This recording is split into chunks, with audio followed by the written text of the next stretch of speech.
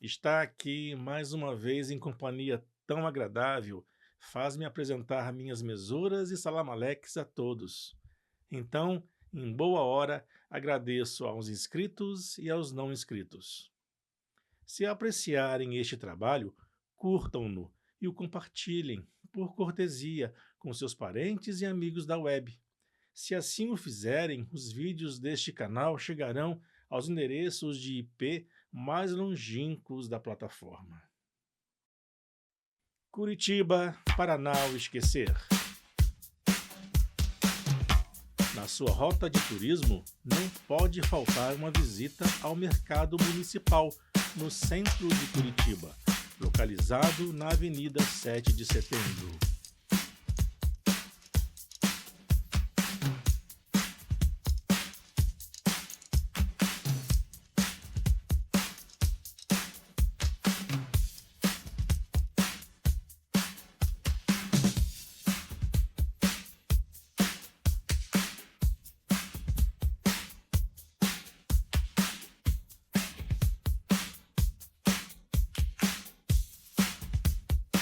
Se neste local pintar uma fome, não se preocupe, ali há uma ampla praça de alimentação.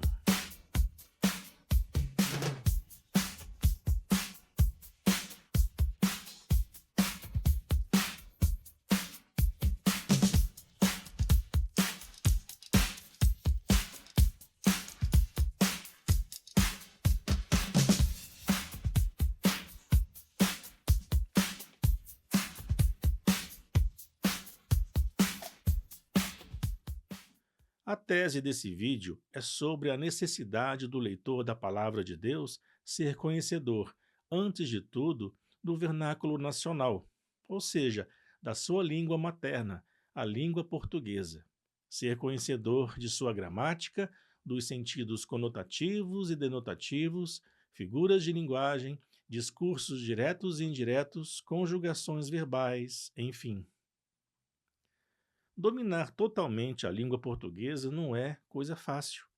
Eu que sou estudioso da gramática, muitas vezes cometo deslizes de concordância verbal e nominal em meus textos e roteiros. Nos vídeos do canal, se você procurar, você encontrará alguns.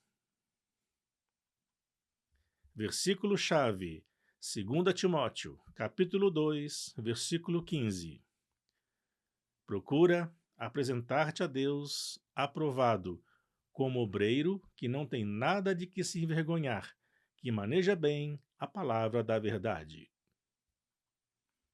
Manejar bem significa não só conhecer a sequência de cada livro da Bíblia. Vai além. Significa que o irmão deve se expressar bem, conhecer os meandros da nossa língua, saber diferenciar entre o sentido literal e o figurado, e se precisar usar óculos para melhor ler a palavra, que use. Isso evitará constrangimentos e enganos como o vídeo que segue.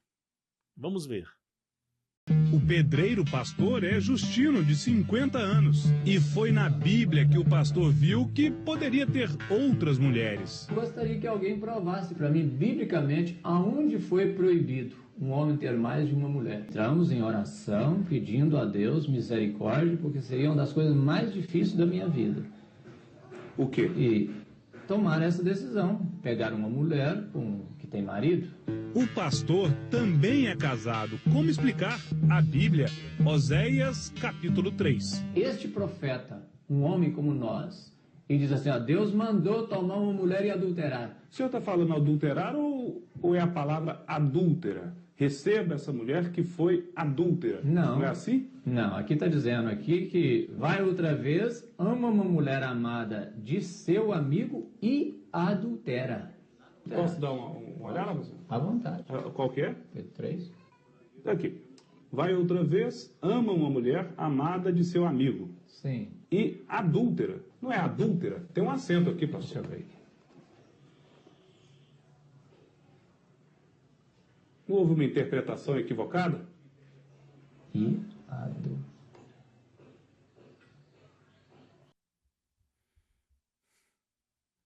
Para uma boa leitura da Bíblia e ter um bom entendimento, deve-se evitar ler versículos isolados, desprezando o contexto. Vamos a um exemplo.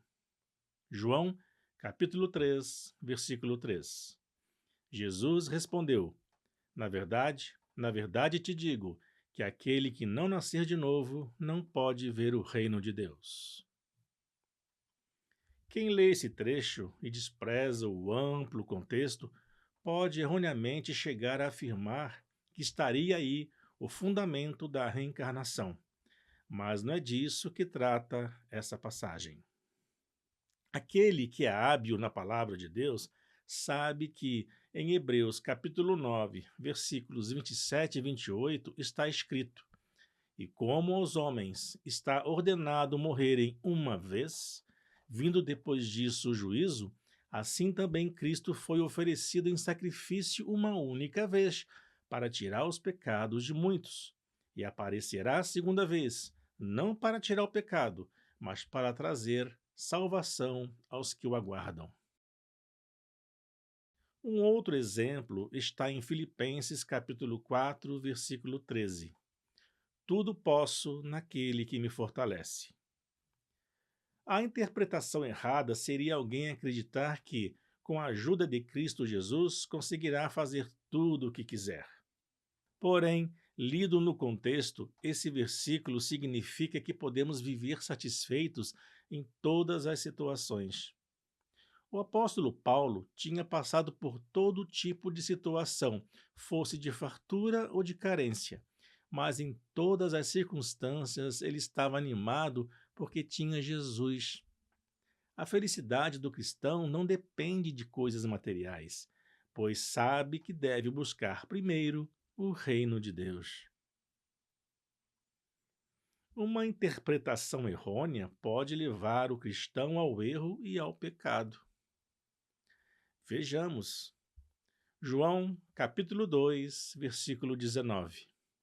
Jesus respondeu: Derrubai este templo, e em 3 dias o levantarei. A expressão este templo se refere ao próprio corpo de Cristo, que foi morto na cruz como um sacrifício perfeito para tirar o pecado do mundo e que ressuscitou ao 3º dia. E atenção, irmãos, a expressão ao 3º dia é diferente de 3 dias depois.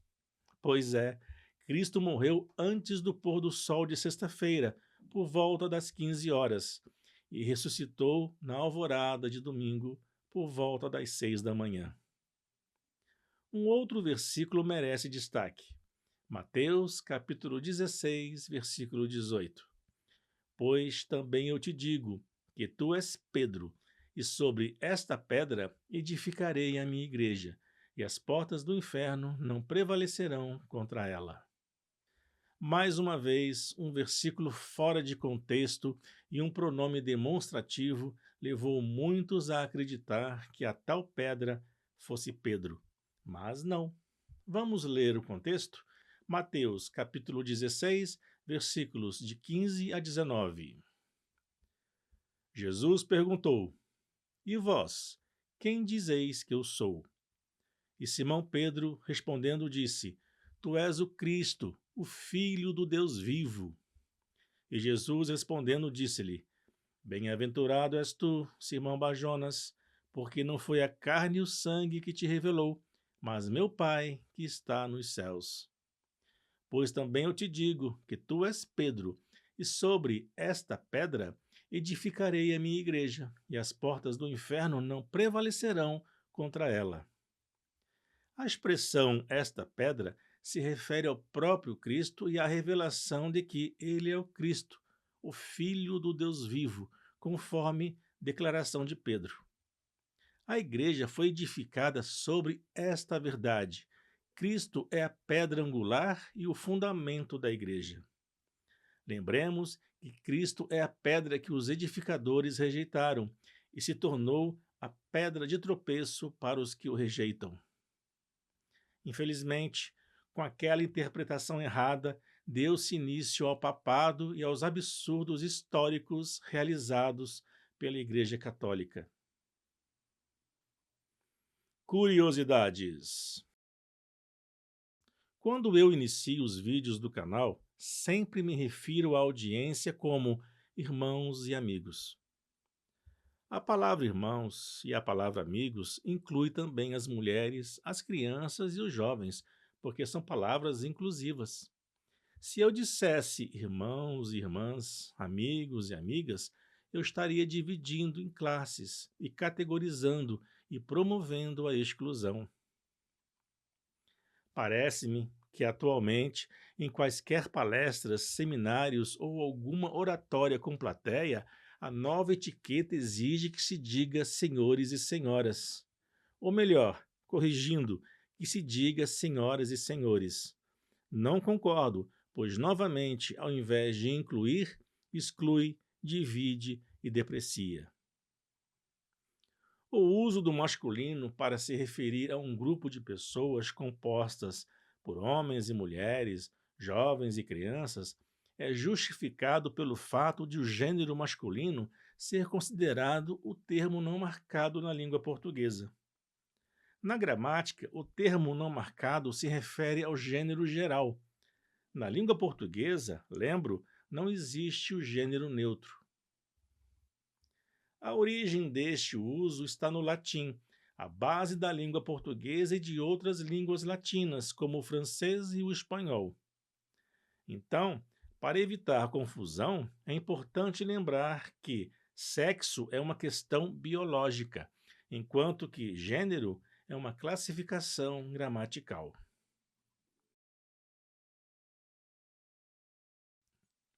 Os pensantes lá Paulo Freire adoram procurar cabelo em ovo.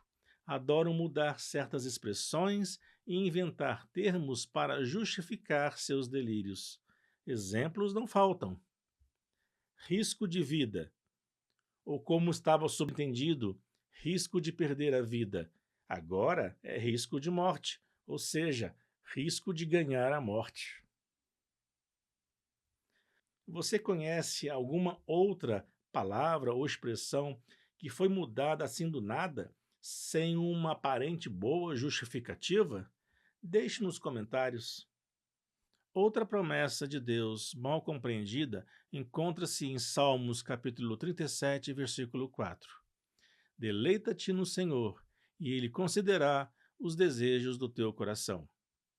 A interpretação errada seria alguém pensar que, se obedecer a Deus, Ele, em troca, vai realizar todos os desejos como se fosse o gênio da lâmpada. No entanto, deve-se entender assim: se seu prazer está em Deus, você vai ansiar as coisas de Deus. Quando seus desejos alinham-se com a palavra de Deus, eles se cumprirão. Sua vontade precisa se alinhar com a vontade de Deus, e não o contrário. Há irmãos que afirmam que se alguém aceitar a Cristo, será curado das doenças só porque está escrito: Ele tomou sobre si as nossas enfermidades. Não é bem assim. Muitas das doenças estarão com o cristão até a morte. Somente na ressurreição e com o corpo glorificado é que as enfermidades não mais existirão. Porém, com a multiplicação da ciência e da medicina, é possível conviver com doenças crônicas e ter qualidade de vida. O Senhor também faz milagres por meio da medicina. Confie. O próprio apóstolo Paulo tinha uma doença e orava para ser curado. Contudo, Cristo não o curou e disse a Paulo: A minha graça te basta, porque o meu poder se aperfeiçoa na fraqueza. Irmãos e amigos, não vou me estender muito, pois acredito que nos exemplos dados já deu para perceber a importância do cristão estar bem preparado para manusear a Bíblia Sagrada.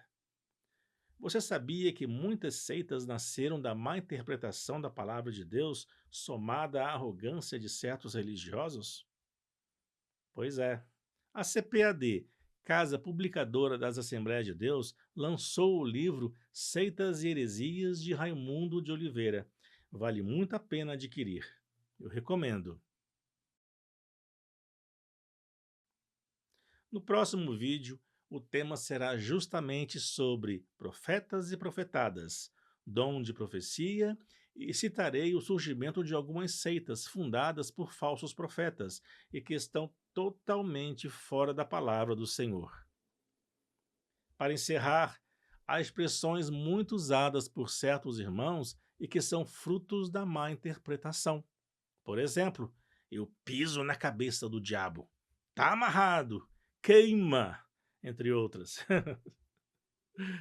Se até o arcanjo Miguel não ousou proferir juízo de maldição contra o diabo, mas apenas disse: "O Senhor te repreenda", como posso eu, mero mortal, subestimar e desafiar o inimigo? Teste seus conhecimentos. Será que existe algum texto na Bíblia Sagrada onde afirme que devemos exigir ou determinar a bênção do Senhor, o Altíssimo? Se sua resposta for afirmativa, indique o versículo e o compare com Isaías, capítulo 45, versículo 9, e deixe seu argumento. Comente, assim todos aprendem juntos. Participe! Encontramo-nos em breve, se Deus permitir. Um forte abraço, fiquem na paz do Senhor.